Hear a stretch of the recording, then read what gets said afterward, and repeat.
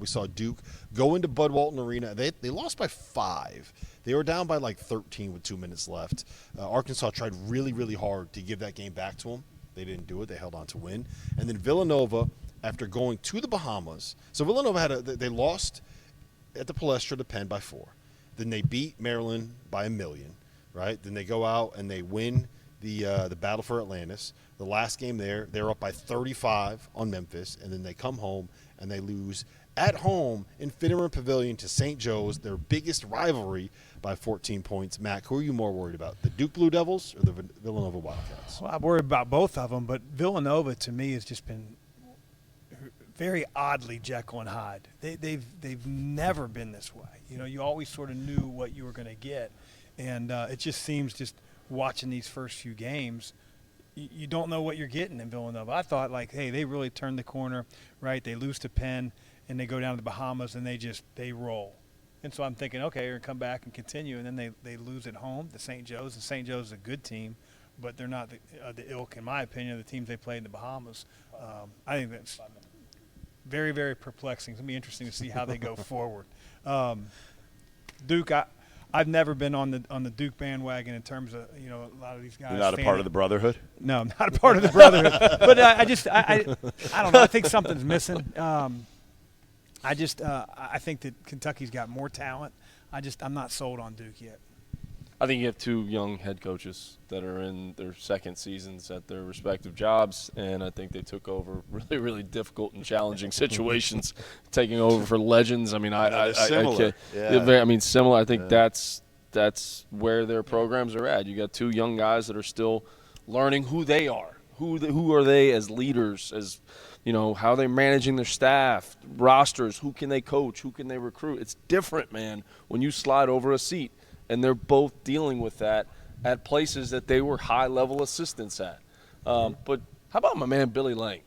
And we were talking before this, okay, and I'm not trying to give the A-10 Insider a plug here, but I am trying to give the A-10 Insider a plug here. The St. Joe's is good.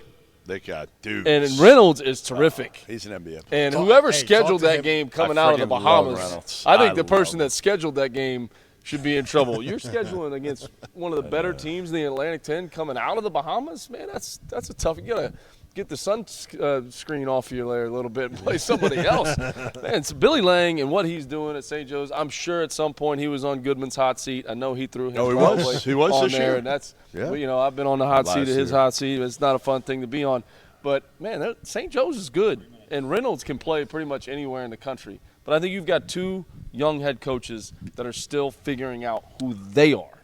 Mm-hmm. We talk about the other blue bloods. I mean, you've got guys that are already in the Hall of Fame. You got these two guys that are in their second year in their job. I think there's something to be said for that. I'll give you that with the coaches, but I'm going to give you it even more that neither one has a really good point guard situation right now. And we'll start with Villanova. They don't. I mean, Kyle Neptune had no point guard last year, and this year we thought he'd have one. Honestly, he really doesn't have one again. Mark Armstrong's a backup right now. He's a backup, and Justin Moore is not a point guard. So it's hard to win. And you guys can speak to this. I actually really want to hear both your opinions on this. I'll talk about Proctor next, and then you can weigh in on how hard it is to win without a high-level point guard. Tyrese Proctor we thought would be the answer. We thought Filipowski and Proctor, we didn't have to worry at all. This dude, I blame him for all of it. He started it in the offseason. Tyrese Proctor, first-team All-American. And for some reason, I listened to this jackass.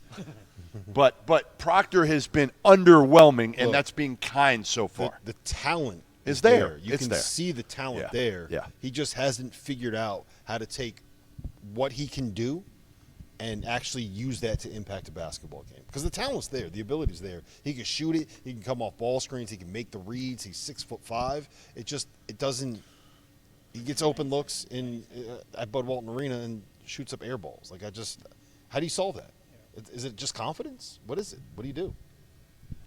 It's confidence, but you got to have ball go in a little bit. You got to have some success, and he had it can some change last quick. year. He's talented enough for it to change. For sure. But can you win?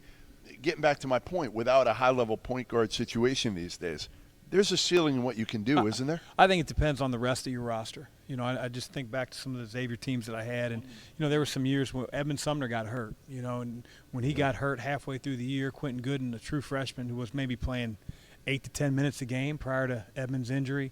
Came in, and he had J.P. McCure around him, and he had Trayvon Blewett, and he had Sean O'Mara, and he had some other guys that could go and sort of help him. And so he was able to manage the game, but it's a lot easier when the guy, running the show has been in your program, knows what you want, and is able to lead guys.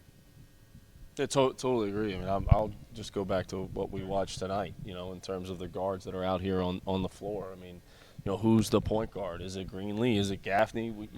You never really know because there's so many different guys out there that can come off ball screens and make the right play, and they're unselfish. So I think it's still early for him. I think you got to still give him a little bit of time, but obviously inching towards, conference play. He's definitely